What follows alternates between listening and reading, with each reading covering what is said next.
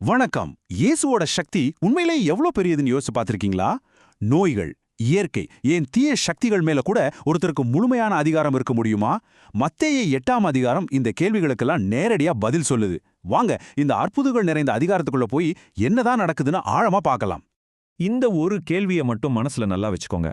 ஒரு மனுஷனால நோயா இருக்கட்டும், இயற்கையா இருக்கட்டும், இல்ல தீய சக்திகளா இருக்கட்டும், இது மேலெல்லாம் உண்மையிலேயே அதிகாரம் செலுத்த முடியுமா?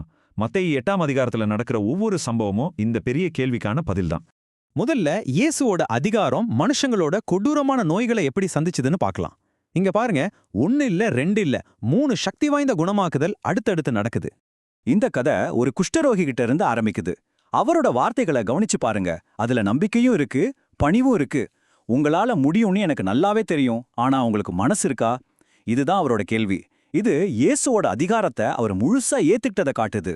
இயேசுவோட பதில் வெறும் வார்த்தைகள் மட்டும் இல்ல, சமூகத்தால ஒதுக்கப்பட்ட ஒரு மனுஷனா அவர் தொடரார்.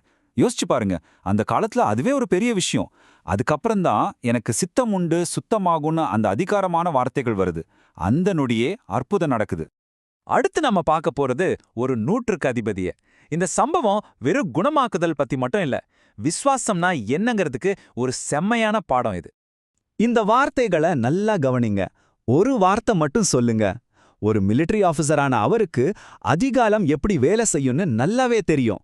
மேலதிகாரி ஒரு கட்டளை போட்டா போதும், விஷயம் நடந்துடும். அதே மாதிரி இயேசுவோட வார்த்தைக்கு அந்த சக்தி இருக்குன்னு அவர் ஆழமா நம்பினாரு. அவரோட இந்த ஆழமான பொறுதலை பார்த்துட்டு இயேசுவே ஆச்சரியப்பட்டு போறாரு. யோசிச்சு பாருங்க, அவர் ஒரு புறஜாதிக்காரு. ஆனா அவருக்கு இருந்த இந்த தெளிவு இஸ்ரவேல் மக்கள் கிட்ட கூட நான் பார்க்கலையேன்னு இயேசு சொல்றாரு. இதுலேருந்து என்ன தெரியுது? விசுவாசத்துக்கும் நீங்க யாரு, உங்க பின்னணி என்னங்கிறதுக்கும் எந்த சம்பந்தமும் இல்ல. மூணாவதா ஒரு குணமாக்குதல் பேதுருவோட வீட்ல நடக்குது. அவரோட மாமியாருக்கு காய்ச்சல்.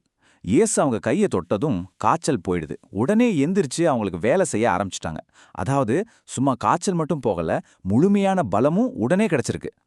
நோய்களை குணப்படுத்தினதை பார்த்தோம். இப்போ அதை விட ஒரு படி மேல போறோம்.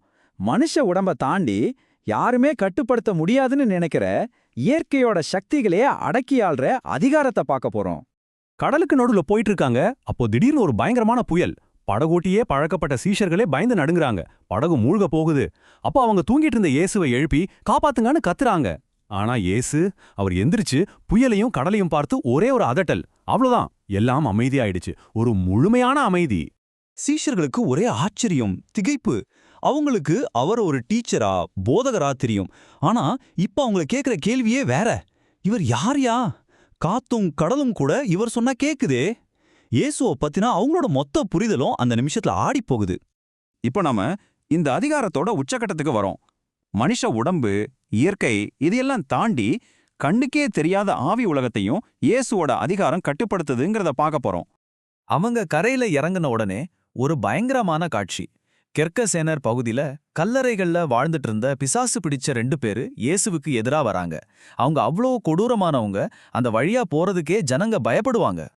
ஆனா இங்கதான் ஒரு ட்விஸ்ட். அந்த தீய ஆவிகள் இயேசுவை பார்த்ததும் கத்துதுங்க, தேவனுடைய குமாரனே அன்னு. பாருங்க, மனுஷங்களுக்கு இருந்த சந்தேகம் கூட அந்த பேய்களுக்கு இல்ல. அவரோட தெய்வீக அதிகாரத்தை அதுங்க நல்லா தெரிஞ்சு வச்சிருக்கு.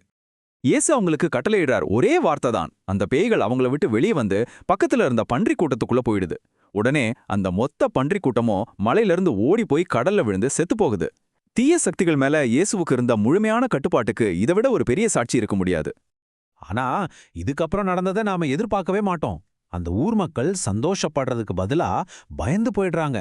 இவ்ளோ பெரிய சக்தியை கண்ணு முன்னாடி பார்த்ததும் அவங்களுக்கு ஒரு விதமான பயம் வந்துடுது.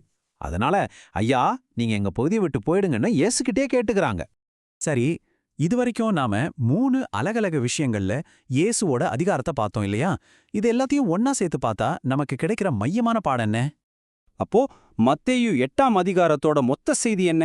ரொம்ப சிம்பிள். இயேசுவுக்கு எல்லாத்து மேலேயும் அதிகாரம் இருக்கு. நோய்களை குணமாக்குறாரு, இயற்கையை கட்டுப்படுத்துறாரு, தீய சக்திகளை விட அவர் பெரியவர். ஆனா இந்த அதிகாரத்தை நம்ம வாழ்க்கையில செயல்பட வைக்கிற சாவி அதுதான் விசுவாசம்.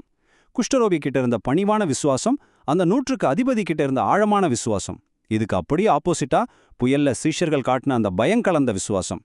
எங்க விசுவாசம் இருக்கோ அங்க அதிகாரம் செயல்படுது. கடைசியா இந்த கேள்வியோட இந்த விளக்கத்தை முடிக்கலாம்னு நினைக்கிறேன். 2000 வருஷத்துக்கு முன்னாடி வெளிப்பட்ட இந்த மகத்தான அதிகாரம் இன்னைக்கு நம்ம வாழ்க்கையில நாம சந்திக்கிற பிரச்சனைகள்ல, புயல்கள்ல எப்படி பொருந்தும்? இத பத்தி நீங்க என்ன நினைக்கிறீங்க? கொஞ்சம் யோசிச்சு பாருங்க.